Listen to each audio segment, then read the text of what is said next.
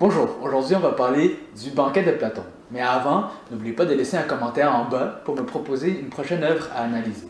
Le banquet est souvent placé comme précédant la République. Dans ce texte-ci, plusieurs intellectuels se réunissent pour célébrer la victoire d'Agathon, un fameux poète, à sa victoire dans un concours de tragédie. Au lieu de s'enivrer, pour se divertir, ils vont plutôt décider de faire tour à tour l'éloge d'Eros. Eros, c'est le dieu de l'amour, et il décide de cela parce que supposément, il s'était déjà enivré la veille. Lorsque le tour de Socrate est finalement venu, car il est le dernier à discourir, il va débuter son discours en disant que malheureusement, il pensait qu'il savait comment discourir, mais que les autres l'ont bien surplanté. Car en fait, il commence avec une remarque ironique. Il dit qu'il pensait que discourir, c'était de dire la vérité, alors que les autres ne disaient que les belles choses sans prêter attention à la valeur de la véracité. Ainsi, la problématique que je vais poser pour l'analyse de ce texte, c'est quel est l'objet de l'amour selon Socrate? Pour présenter l'objet de son amour, et Eros en général, Socrate va prêter la parole à Diotime. Diotime est une prêtresse, et en fait, ce n'est pas très important de savoir si Diotime est un personnage véritable ou historique. Elle pourrait très bien être juste l'invention de Socrate pour faire un beau discours. Selon Socrate, avant de découler les propriétés de Eros, donc avant de dire si Eros va rendre l'homme heureux ou si justement de dire quel est l'objet d'Eros, il faut en premier déterminer quelle est la nature d'Eros en général. Pour Socrate, Eros est toujours défini comme un manque. Pourquoi? Parce que Eros est toujours désir de quelque chose. Donc, j'aime quelque chose, l'amour, c'est toujours amour de quelque chose. Mais du moment que tu désires quelque chose, qu'on désire quelque chose en général, cela signifie que l'objet désiré est manqué. Donc, ce que Eros aime, Eros manque. Par exemple, si j'aime manger, c'est parce qu'en quelque sorte, mon corps nécessite la nourriture et donc mon corps manque de nourriture. Ainsi, selon Socrate, tous les discours qui le précédaient ont été tous faux du moment qu'ils n'ont pas pu distinguer entre Eros comme amant et non comme Eros comme aimé. Eros n'est pas l'objet qui est aimé, mais plutôt c'est celui qui aime. Et puisque c'est un savoir commun, en fait, tout le monde s'accorde que l'amour a comme objet la beauté. Mais pour Platon, la beauté équivaut à la bonté. Donc, Eros est amour de beauté et de bonté.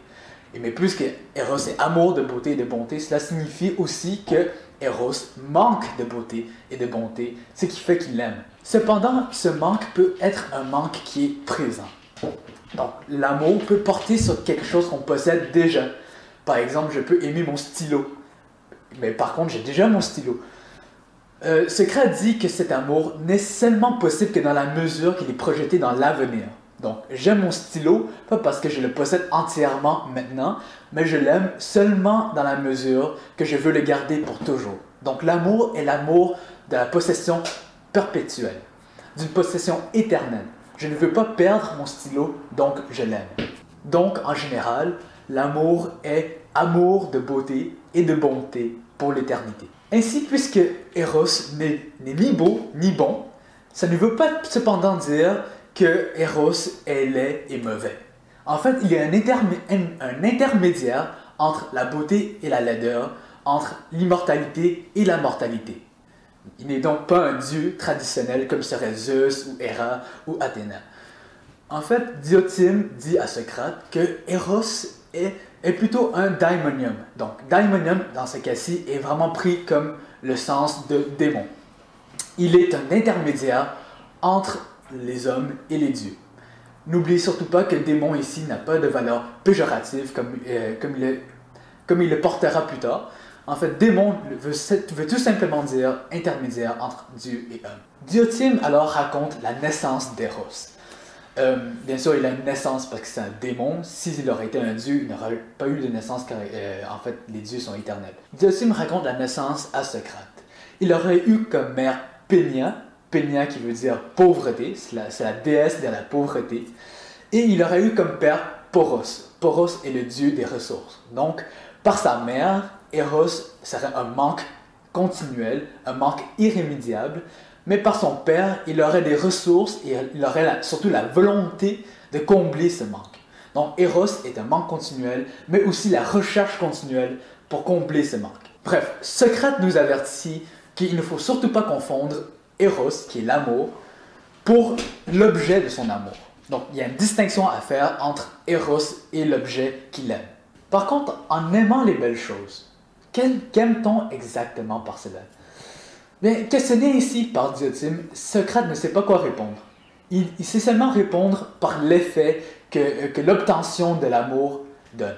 Donc, Socrate va dire que lorsqu'on est amoureux, lorsqu'on obtient finalement l'objet de l'amour, on est heureux. En quelque sorte, le service d'Eros aux hommes serait de les rendre heureux.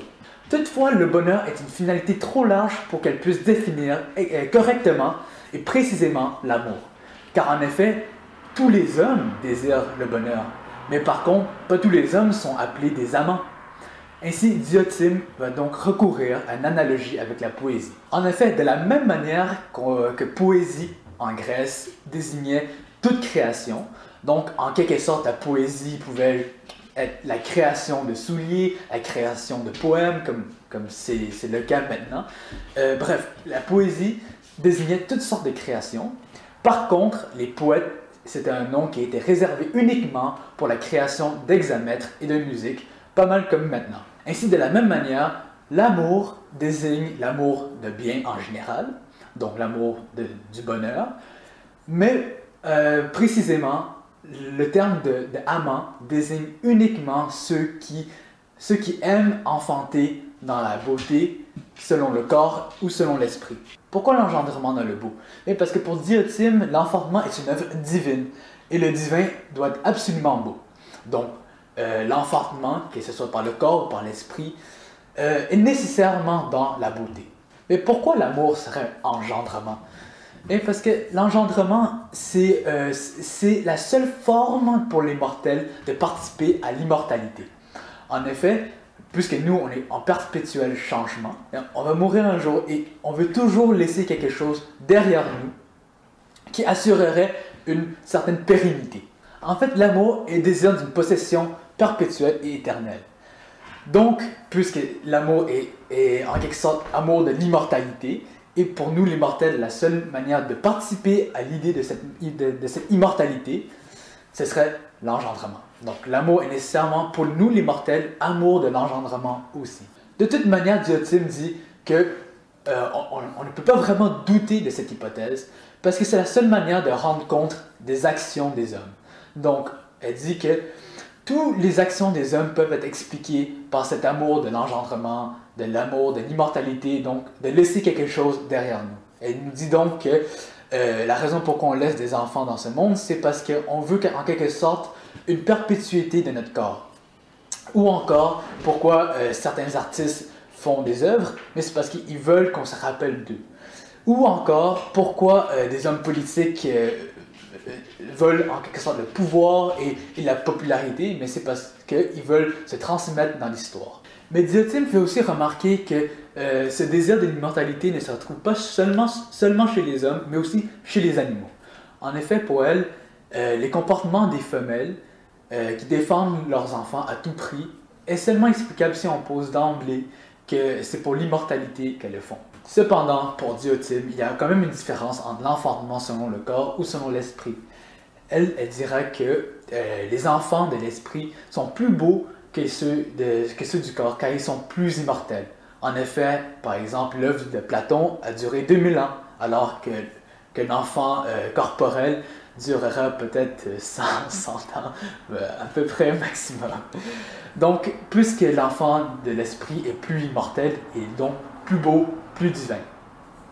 Ainsi, il convient mieux à l'homme qui est fécond de l'esprit de rechercher l'objet de l'amour en soi, dans tous les objets de ses désirs. On arrive donc finalement à l'explication de l'objet de l'amour, après avoir passé par la nature de l'amour et la nature de l'homme amant. Donc, Diotima, pour expliquer l'objet final de l'amour, elle passerait par une montée dite ontologique. Le mot ontologique relève du vocabulaire de être. Ontologique, c'est ce qui est. Et pour expliquer la montée de la valeur ontologique, Je vais passer par 3 exemples. Prenons un exemple, un stylo, encore. Si je prends un stylo, c'est ce qui est, le stylo est. Mais par contre, si je commence à faire un dessin de ce stylo, bien, en quelque sorte, je reproduis une copie de ce stylo qui serait plus imparfaite. Donc, le stylo qui existe comme objet a une valeur ontologique plus grande que le dessin que j'en fais. Pourquoi? Parce que le stylo existe d'abord et ensuite je fais une copie imparfaite de ce stylo. Un autre exemple de la montée de la valeur ontologique serait de la cause à l'effet. La cause a toujours une valeur ontologique plus grande que l'effet. Par exemple, si je crée quelque chose, par exemple, encore une fois, si je fabrique un stylo, puisque je suis la cause de ce stylo, j'ai une valeur ontologique plus grande que les stylos que j'ai construits. Ainsi, Diotima explique l'objet final de l'amour comme une atteinte après une montée ontologique des objets de l'amour. Ce qu'elle veut dire par là, c'est que d'abord, l'homme aime les objets sensibles. Les objets sensibles, c'est par exemple cette main, cette montre, les choses qu'on peut percevoir par nos yeux, par tous nos sens, justement. Les objets sensibles, ce sont d'abord les premiers objets de l'amour. Mais on doit ensuite monter ontologiquement vers l'objet final de l'amour, qui est le beau en soi. Rappelez-vous par contre que toute cette montée ontologique ne concerne que l'homme qui est fécond de l'esprit. Donc les premiers objets de l'amour, ce sont les corps sensibles. Mais avant de monter à des corps, l'homme fécond de l'esprit enfantera des beaux discours à partir d'un seul beau corps. Donc son amour ne concernera qu'un seul corps. Lorsque Diotima dit qu'il enfantera des beaux discours, ce sera par exemple, il va faire des poèmes sur ce beau corps, ou encore il va faire des discours vrais. Je pense que j'ai oublié de vous mentionner quels étaient les enfants de l'esprit, parce qu'en fait, les enfants du corps, c'est assez évident. Mais les enfants de l'esprit, ce seront justement des discours vrais ou des vertus politiques, comme par exemple la justice, le courage, au fond, toutes des créations intellectuelles. Un seul beau corps, l'homme qui est fécond de l'esprit aimera ensuite plusieurs beaux corps. En fait, Diotima dira même qu'il aimerait tous les beaux corps. Pourquoi? Parce qu'en fait, il va remarquer que la beauté d'un corps est toujours sœur de la beauté d'un autre corps. Ainsi, il passe de la beauté d'un seul corps à la beauté d'un autre corps, puis ensuite à tous les corps, car en fait, il va plutôt aimer la forme de la beauté. Il va aimer la forme de la beauté corporelle, car en fait, pour Platon, toutes les choses sensibles ont une forme qui est derrière. Par exemple, on va prendre 2 pommes, mais qu'est-ce qui fait qu'on peut reconnaître que les deux, malgré qu'une soit verte et une autre est rouge, qu'est-ce qui fait qu'on les reconnaît toutes les deux comme des pommes? Mais c'est parce qu'il y a une forme de la pomme qui fait qu'on reconnaît toutes les pommes qui existent. Donc de la même manière, ce qui fait qu'on reconnaît un beau corps, mais on va ensuite passer à la beauté de cette forme qui fait qu'on reconnaît tous les beaux corps. Mais ensuite, à cette forme de la beauté corporelle, l'homme qui est fécond de l'esprit doit maintenant avoir comme objet de son amour l'âme de l'homme. Car l'âme de l'homme est ce qui est encore plus propre à l'homme que son corps. Donc moi, je suis plutôt défini par mon âme que par mon corps. Donc, lorsque l'homme aime l'âme d'un autre homme, ce que Platon veut dire par là, c'est que l'homme aime les belles actions de cet homme-là, ou l'amant aime encore les belles activités d'une autre personne. Donc, par exemple, si moi j'aime une autre personne, ce sera parce que elle fait des belles activités, ou cette personne fait des beaux discours, des belles actions, ou juste qu'elle a une belle vertu de l'âme. Par contre, cette beauté de l'âme a encore un autre objet. En effet, les âmes ont un objet qu'elles tentent de s'acheminer, ce sont les sciences. Donc, puisque la beauté de l'âme a comme objet les sciences, donc l'homme qui est fécond de l'esprit doit aussi monter ontologiquement de l'âme vers les sciences. Ainsi, il prendrait comme objet de son amour les sciences. Et on voit ici déjà qu'il y a une plus grande abstraction. Il est déjà parti d'un corps corporel qui voit, d'un seul corps, à une beauté a une forme des beautés corporelles. Donc il y a déjà abstraction, mais ensuite il va aimer l'âme, qui est encore plus abstrait, parce qu'il se détache littéralement du corporel. Et ensuite, de cette âme, il va passer à une science qui englobe plusieurs âmes. Donc il n'aime plus seulement un individu, une seule âme, une seule action, mais il aime une science qui englobe toutes les âmes et tous les corps. Mais puisque les sciences sont belles, cela veut dire qu'il y a encore une science plus grande qui les domine, la science de la beauté en soi. La beauté en soi, c'est ce que Platon va nommer à partir de la République l'idée du beau en soi.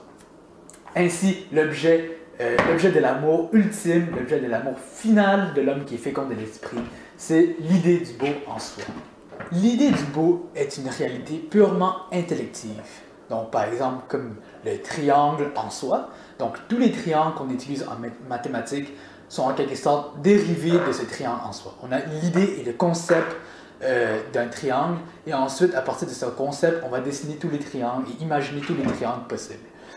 De la même manière, l'idée du beau est purement intellective, et c'est à partir de cette idée du beau que toutes les réalités, toutes les beautés réelles dans ce monde dépendent en quelque sorte de cette idée du beau. Ainsi, il est évident que cette idée du beau n'a plus rien de corporel.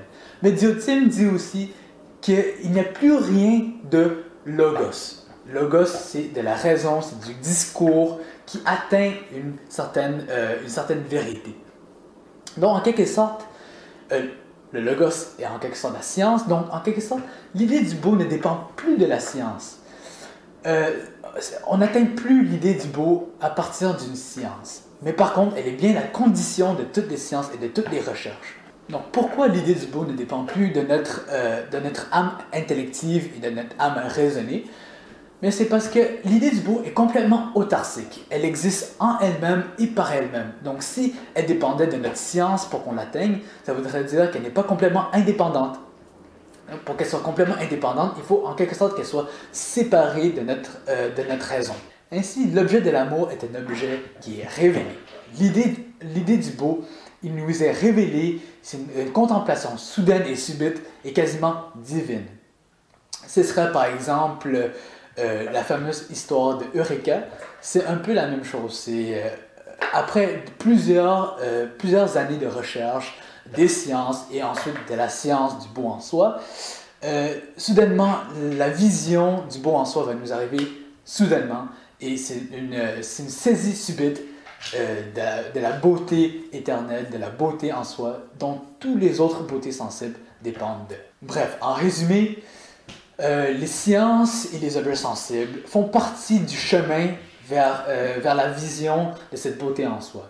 Mais par contre, la beauté en soi, elle-même n'est pas une science. Elle est plutôt la condition de possibilité de toute recherche de science. Et c'est seulement à cette vision que Diotime dira que la vie de l'homme vaudra la peine d'être vécue. Donc l'idée que le beau en soi est la condition de possibilité de recherche de toute science est plutôt développée non dans le banquet, mais dans le Phèdre. Dans le Phèdre, Platon ira encore plus en détail et expliquera plus en détail pourquoi il est capable de dire que la beauté en soi est la condition de toute science. Donc merci beaucoup d'avoir écouté la vidéo, j'espère que ça vous a plu, que ça vous a intéressé et que ça vous a été utile. N'oubliez pas de laisser un commentaire en bas encore pour me proposer une nouvelle œuvre à analyser et surtout à commencer des discussions si jamais vous avez des questions.